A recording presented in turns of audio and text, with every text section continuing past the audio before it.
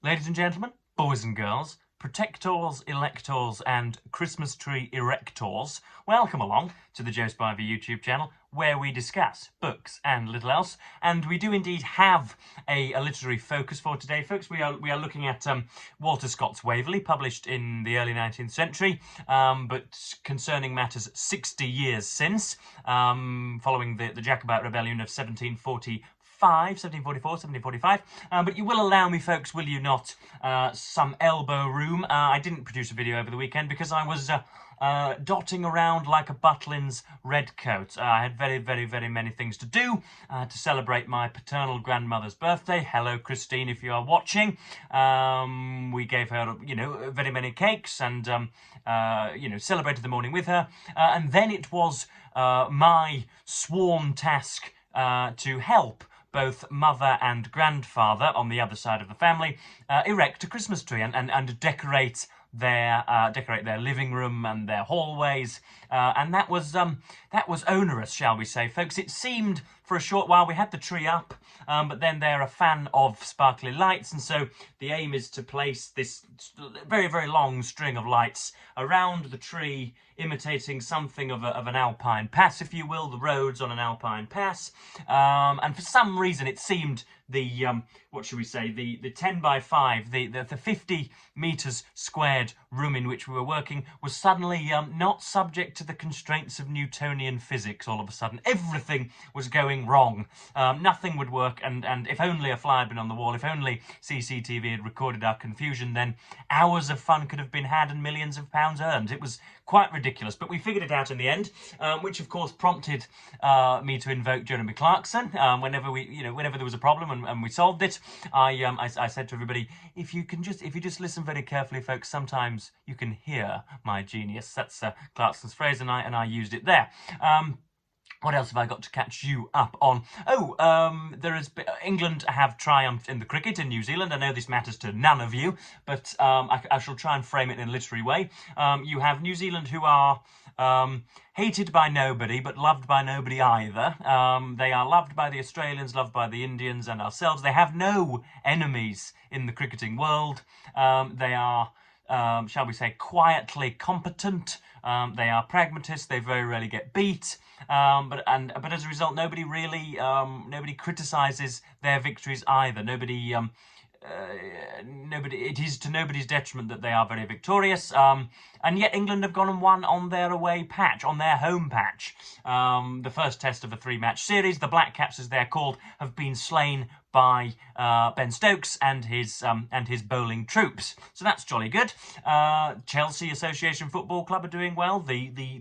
Formerly the club of the disgraced oligarch Roman Abramovich, under new management, under new coachmanship and steermanship, are doing well as also. And the great giants of Manchester City have finally been slain, and it is now, not mathematically, but shall we say, reputationally and emotionally, almost impossible already for them to win the Football Premier League. And finally, folks, a man by the name of Gregg Wallace, perhaps known to some of you, especially if you're like myself, a grand British resident, you will know of Gregg Wallace as something of a slightly maybe benighted, something of a ridiculous figure, a very pliant, grinning idiot, that kind of Panglossian host who is ever happy and ever interested in his subject matter, who has for years and years been wearing a hairnet, despite the fact that he is as bald as an egg, has been going into factories and has been detailing just how caramel wafers are made, and just how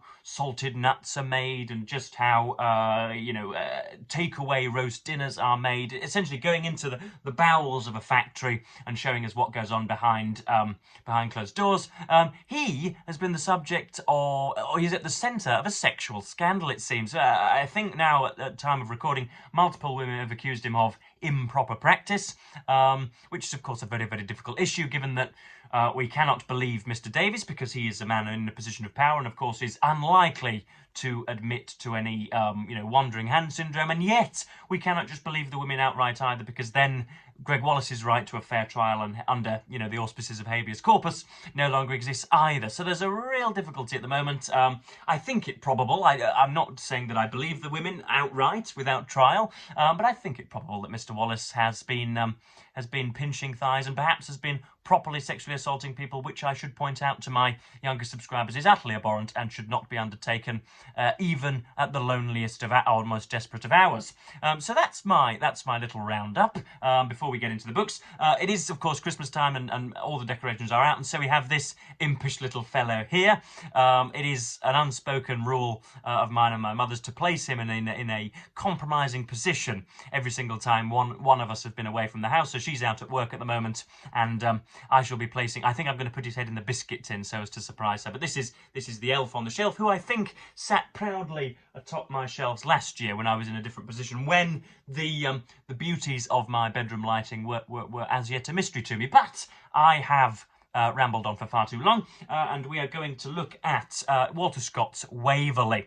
Now, this was on my my cosmically popular video, which I think was titled 10 Classics You Should Read With Me in 2024, which I think welcomed probably about 70 to 80% of you to this channel. I was at the time struggling on 700 or 800 subscribers, and suddenly I had 2,000 within a week. It went mad. That video, I think, again at time of recording, has north of 20,000 views, which is astonishing.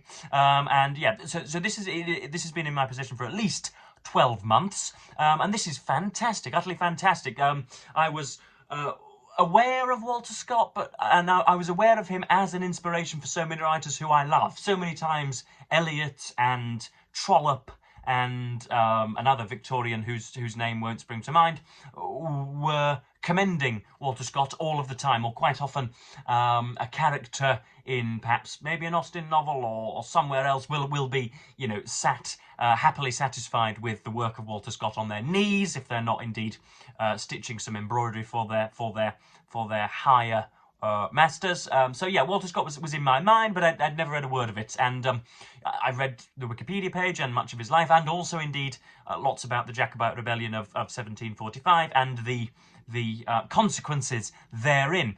So this follows a gentleman by the name of Edward Waverley, who I have to believe is depicted on the front. Obviously he looks a rash, physically capable individual, but I have Mr. Waverley as a sharpshooter, but somebody, heaven forbid, rather like myself, a little thin and a little wispy and a little punchable, but somebody nevertheless romantic, idealistic, and somebody who hopefully courageous under fire.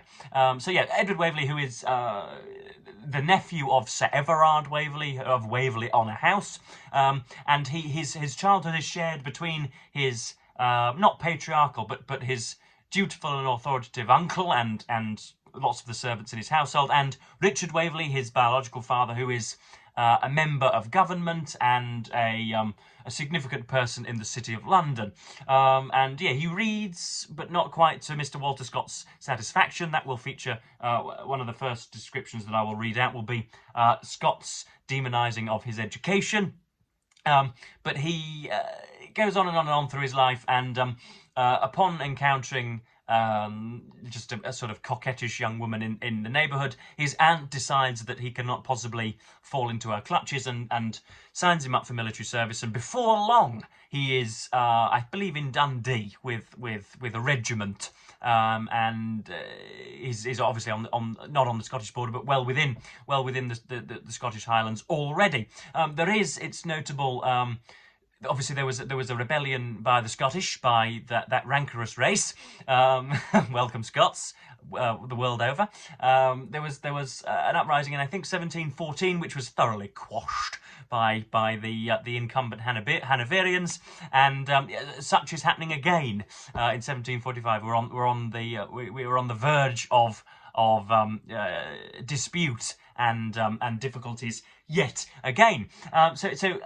Upon arriving in Dundee, he goes to meet a few family friends. Edward does. He takes himself off to the Baronet of Bradwardine. There are going to be a plethora of Scottish accents in this video, folks. For those of you that wince at secondhand embarrassment if someone can't perform an accent, then I'm hereby informing you to click off. But yes, I'm going to be freckling this video with a great deal of, I think, third-rate Scottish accents, you'll come to realise.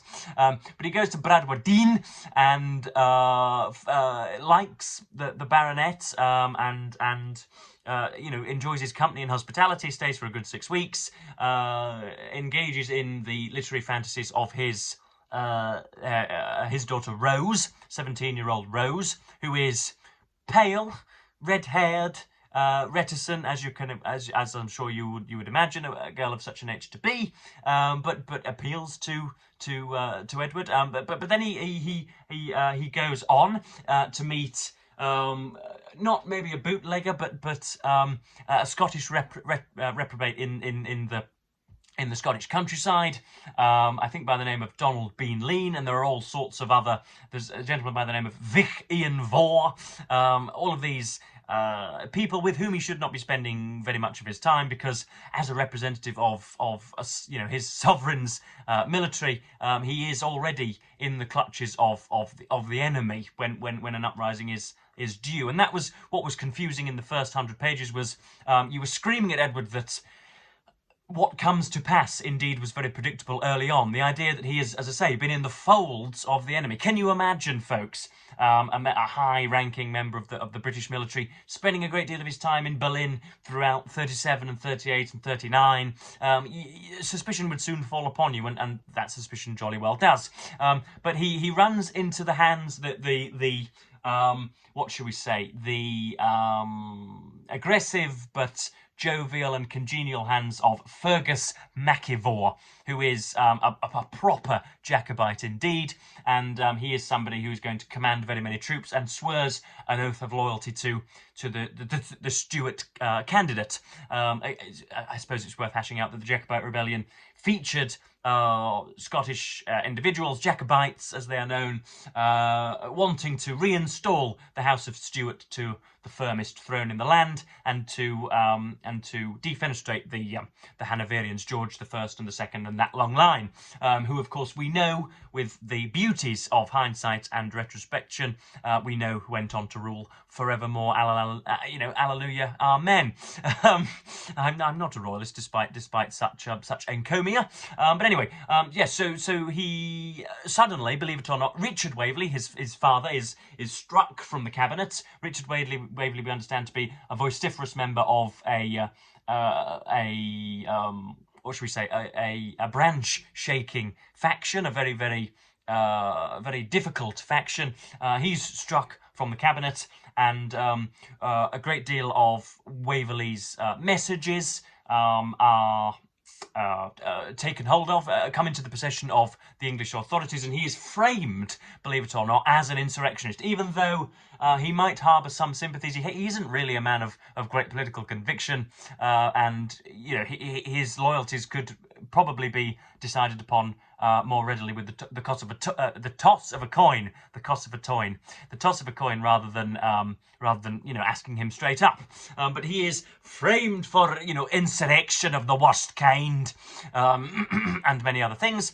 And he's also blame is thrown on his door for a mutiny of some of his peers. And I'm not necessarily saying that with a cold eye, looking at these facts, I wouldn't myself convict Mr. Edward Waverley of such insurrection. But it's worth noting also that Fergus MacIvor has a sister, folks, by the name of Flora, whose undying wish it has been to see the Stuart house reinstalled, but of course who falls, Edward falls under her spell, and they share literature, and indeed, briefly, Mr. Waverley proposes, which allows Scott to talk about, the difficulties of loving somebody who has a political conviction which supersedes the feelings of the paramour. I hope that's a decent description. I've got 3 or 4 sections that I want to read out.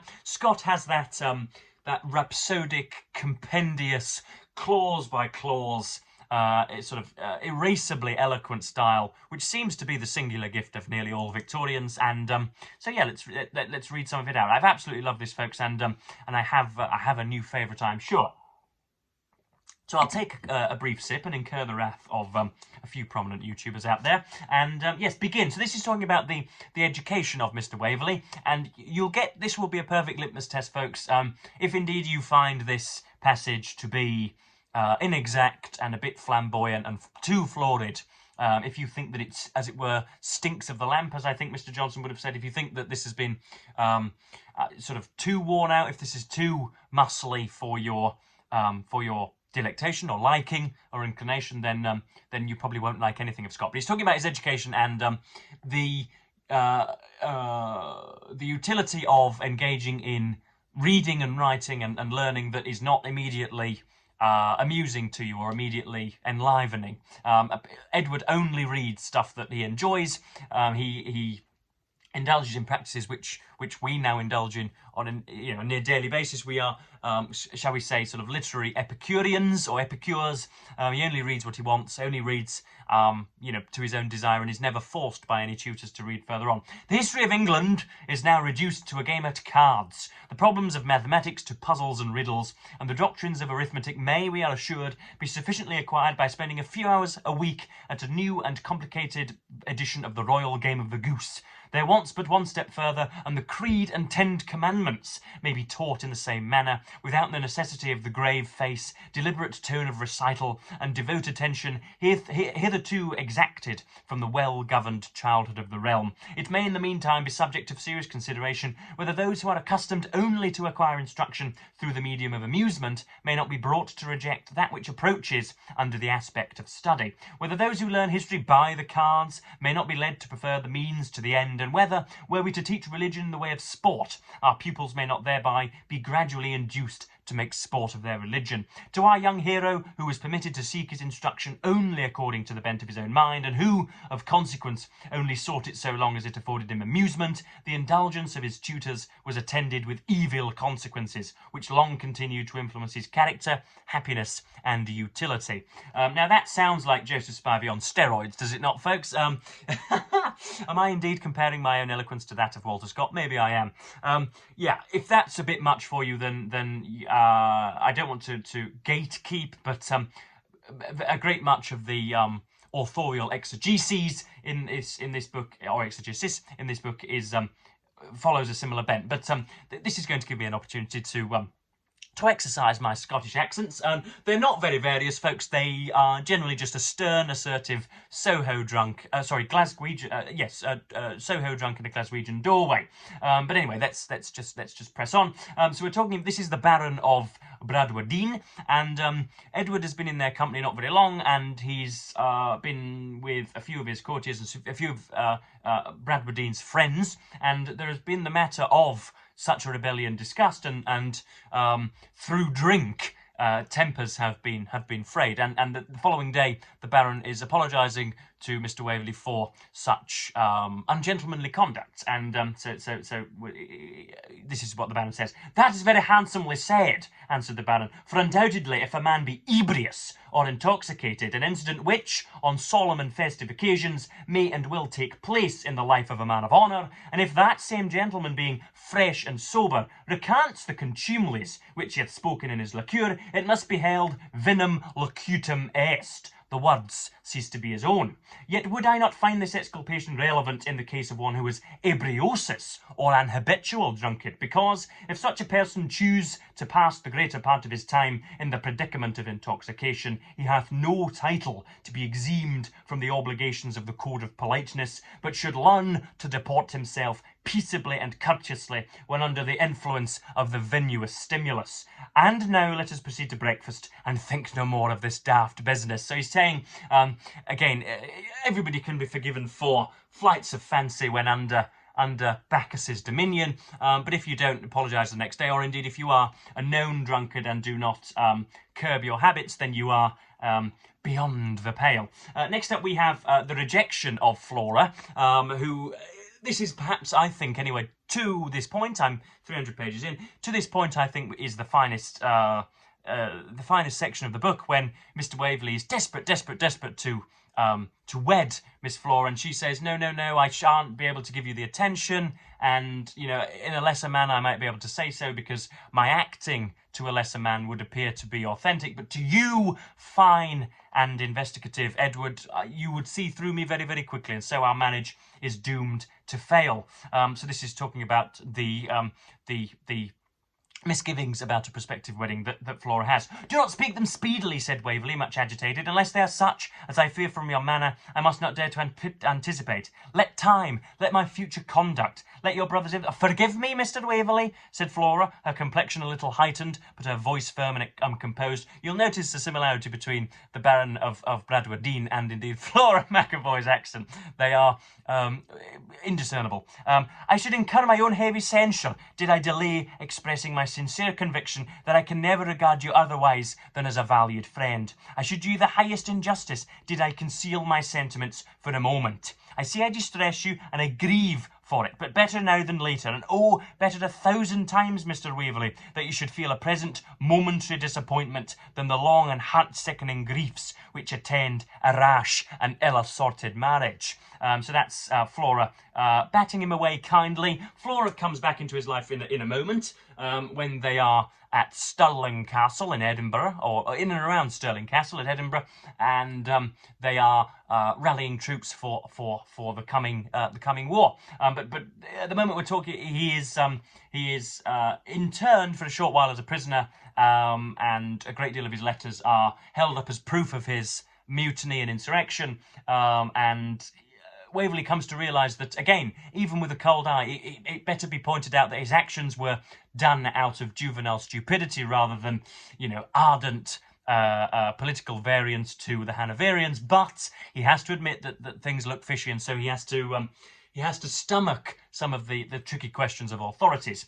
This was too much. Beset and pressed on every hand by accusations in which gross falsehoods were blended with such circumstances of truth as could not fail to procure them credit, alone, unfriended, and in a strange land, Waverley almost gave up his life and honour for lost, and leaning his head upon his hand, resolutely refused to answer any further questions, since the fair and candid statement he had already made had only served to furnish arms against him. So it's the first example, folks, of the sort of Kafka-esque internment where the world seems to be arrayed against you, and every recorded sentence you make seems to deepen the hole in which you have shovelled yourself.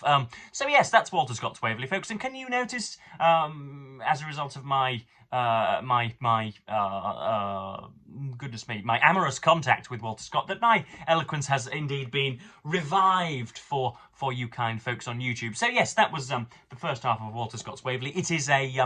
I can recommend him without fear of contradiction or sadness and disillusionment on your part, if indeed you have read him before, or you like that. You know what I mean, folks, that starchy, sinuous, learned eloquence that seems only capable of people of writers emerging before the years 1850. If you like that, then Scott will be to your liking as well. It's worth pointing out you don't need to be very, very well versed in the matters of Jacobitism or the political machination of the time. All you need to know is there are a bunch of tartan Scots, most of whom would like to see who is it? It's the cousin, isn't it? The Catholic cousin of Queen Anne, the former Queen Anne, restored to the throne, and there are a load of pompous, officious Englishmen that are trying to stop that. That's all you need to know, and you'll get along fine with it. So this is a hearty recommend, and yes, I'm going to read and to write today, and then make myself a thumbnail and probably bid you adieu after 24 minutes of taking up your so valuable time. So yes, as per usual, folks, I shall say thank you ever so much for watching, and yes, say goodbye.